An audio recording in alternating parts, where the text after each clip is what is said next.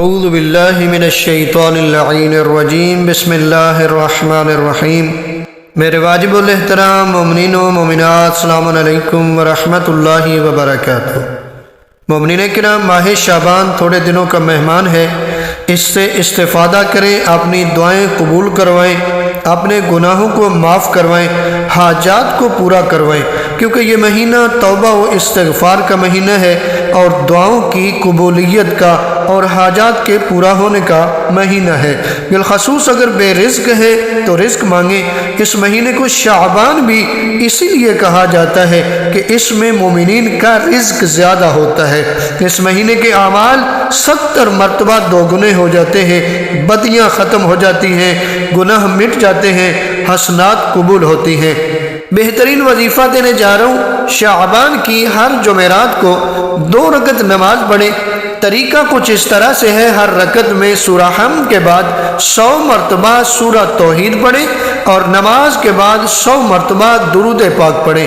پروردگار عالم دین و دنیا میں آپ کی ہر نیک حاجت پوری فرمائے گا۔ روزے کا ثواب الگ ہے۔ روایت میں ہے کہ شعبان کی ہر جمعرات کو آسمان سجایا جاتا ہے، تب ملائکہ عرض کرتے ہیں، خدایا آج کے دن کا روزے رکھنے والے کو بخش دے اور ان کی دعائیں قبول کر لے۔ ایک حدیث میں مذکور ہے کہ اگر کوئی شخص ماہ شعبان میں سوموار اور جمعرات کو روزہ رکھے تو خداوند کریم دنیا و آخرت میں اس کی 20 حاجات پوری فرمائے گا۔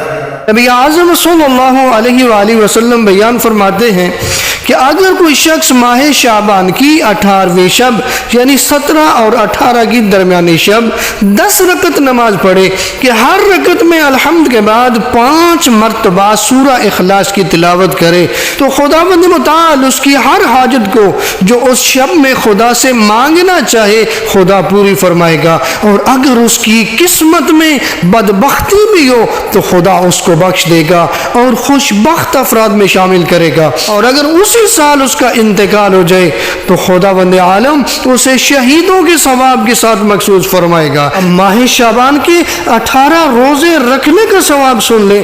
نبی اعظم صلی اللہ علیہ وآلہ وسلم بیان فرماتے ہیں، جو شخص ماہ شعبان کے 18 روزے مکمل کرے تو جنت کے تمام دروازے اس پر کھول دیے جائیں گے۔